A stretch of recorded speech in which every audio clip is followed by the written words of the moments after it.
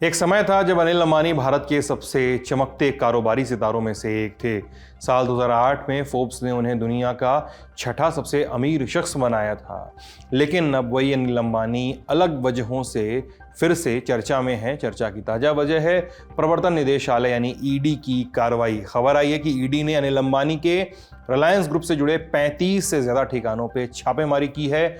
बताया जा रहा है कि येस बैंक लोन फ्रॉड मामले में ईडी ने ये पूरी कार्रवाई की है। आज के बुलेटिन में इस खबर के पीछे की कहानी और इसके असर को समझेंगे, बताएंगे कि येस बैंक लोन फ्रॉड वाला पूरा मामला है क्या।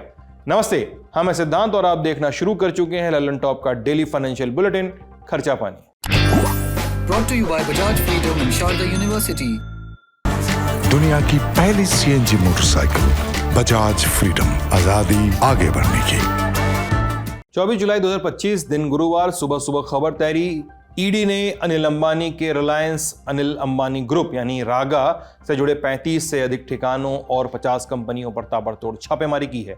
इंडिया टुडे के पत्रकार सोनू विवेक की रिपोर्ट के मुताबिक ईडी ने अंबानी के निजी आवास पर तलाशी अभियान नहीं चलाया है अभी तक, लेकिन दिल्ली और मुंबई से आई ईडी की टीमों ने उनके समूह की कुछ कंपनियों से जुड़े दफ्तरों और दूसरे परिसरों का दौरा किया है।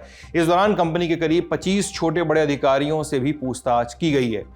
इंडिया टुडे, इकोनॉमिक टाइम्स और कई दूसरी मीडिया रिपोर्ट्स में बताया गया है कि ये पूरी कार्रवाई कथित मनी लॉन्ड्रिंग की जांच से जुड़ी हुई है। रिपोर्ट्स में बताया गया है कि अनिल अंबानी की कंपनियों ने साल 2017 से 19 के बीच येस बैंक से 3,000 करोड़ का लोन लिया था। ईडी के अधिकारियों के अनुसार समूह की कंपनियों को लोन मिलने से कुछ समय पहले येस बैंक के प्रमोटरों से जुड़ी संस्थाओं और शेल कंपनियों को पैसा ट्रांसफर किया गया था।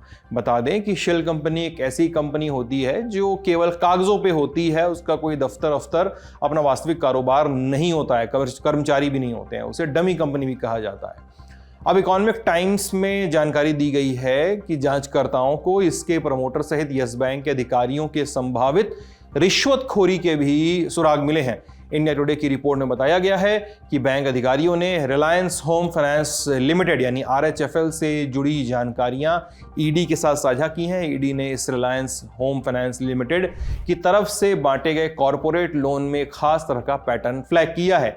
इस कंपनी द्वारा लोन बांटने में तेजी देखने को मिली है। वित्त वर्ष 2017-18 के 3,742.6 करोड़ रुपए से बढ़कर वित्त वर्ष 2018-19 में 8,670.8 करोड़ रुपए लोन बढ़ गए। Where the software engineer meets the cool UI UX designer, the world comes together at Sharda University. News agency PTI की रिपोर्ट में कहा गया है कि ईडी की ताजा कार्रवाई CBI की तरफ से दर्ज 2 FIR के आधार पर की गई है। मामले में येस बैंक द्वारा रिलायंस होम फाइनेंस लिमिटेड और रिलायंस कमर्शियल फाइनेंस लिमिटेड को दिए गए 2 अलग अलग लोन जो हैं वो इसमें आते हैं। CBI की इन 2 FIR के अलावा SEBI, national housing bank, bank of Baroda और नेशनल फाइनेंशियल रिपोर्टिंग अथॉरिटी जैसी एजेंसियों से मिली जानकारी के आधार पर यह कार्रवाई की गई है। इस बीच सफाई भी आई है। रिलायंस पावर और रिलायंस इंफ्रास्ट्रक्चर ने एक बयान जारी करके कहा है कि ईडी के छापे अन्य समूह कंपनियों से जुड़े पुराने मामलों से संबंधित है। उन्होंने साफ किया है कि उनका इन कंपनियों या जांच के अधीन मामलों से कोई लेना देना नहीं है, संबंध नहीं है। रिलायंस पावर ने कहा है कि इन कार्रवाइयों का कंपनी के business, financial performance, share holders या किसी अन्य स्टेक होल्डर पर कोई असर नहीं पड़ रहा है। साथ ही ये भी बताया है कि कई मीडिया रिपोर्ट्स में रिलायंस कम्युनिकेशंस लिमिटेड या रिलायंस होम फाइनेंस लिमिटेड से जुड़े 10 साल पुराने लेन देन के आरोपों की भी बात हो रही है, जबकि ये गलत है।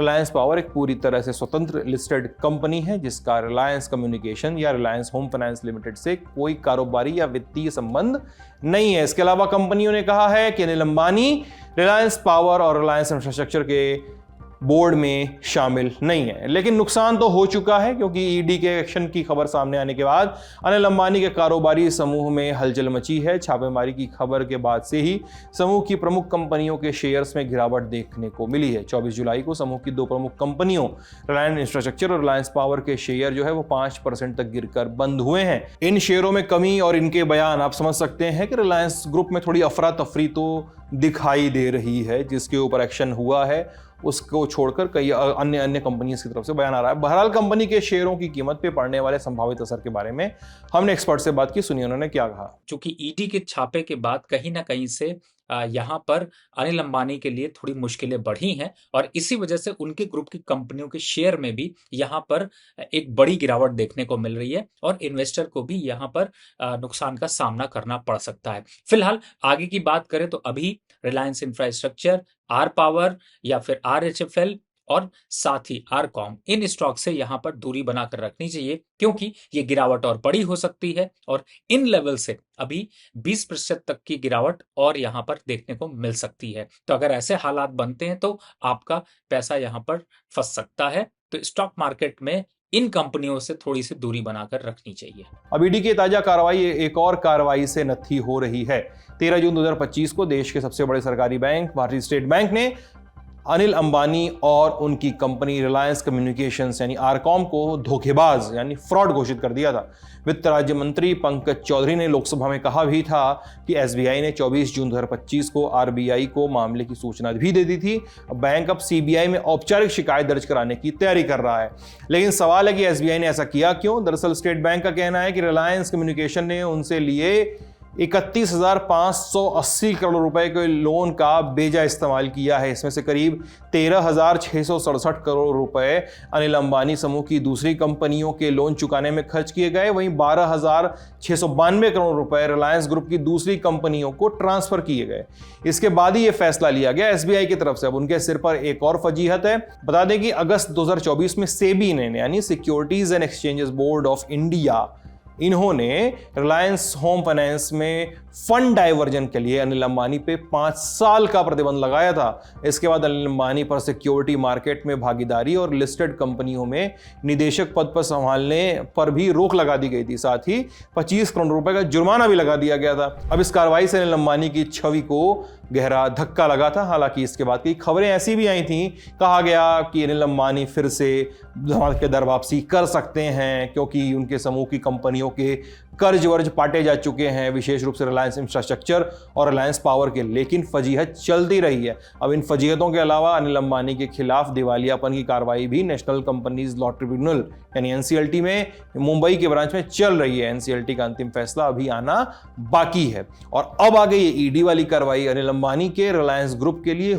का भविष्य होगा क्या? उनका कितना बड़ा सेटबैक है? क्या करेंगे आगे? इस बारे में भी एक्सपर्ट्स को सुनते हैं। देखिए, बात करें पूरे ग्रुप की तो अनिल अंबानी के पूरे ग्रुप में वैसे ही संकट के बादल छाए हुए हैं और इससे पहले जिस तरीके से थोड़ा सा एक जो है वो ये देखा जाए कि एक सपोर्ट जरूर मिला था। धीरे धीरे करके उनके स्टॉक्स की सिचुएशन या फिर उनकी कंपनी की सिचुएशन जो है वो सुधरती हुई नजर आ रही थी और कहीं ना कहीं से ये एक एक्सपेक्टेशन थी कि जल्द ही जो है वो रिकवरी देखने को मिलेगी। पूरे ग्रुप को धक्का लग सकता है और पूरे ग्रुप में काफी हद तक एक हलचल देखने को मिल सकती है। फिलहाल अभी के हिसाब से नंबर्स को अगर आंकड़ने की कोशिश करें तो इस तरीके की रेट से एक इम्पैक्ट नेगेटिव होता है। लेकिन जहां तक पीछे के रिकॉर्ड देखे गए हैं उसको भी अगर समझें तो पूरी तरह से जब ऐसी कोई भी रेट किसी भी कंपनी में पड़ती है तो उसका इम्पैक्ट नेगेटिव स्टॉक में कुछ दिन तक देखने को मिलता है, लेकिन बाद में सुधार देखने को मिलता है। लेकिन रिलायंस ग्रुप को अगर देखते हैं, अनिल अंबानी के रिलायंस ग्रुप को अगर देखते हैं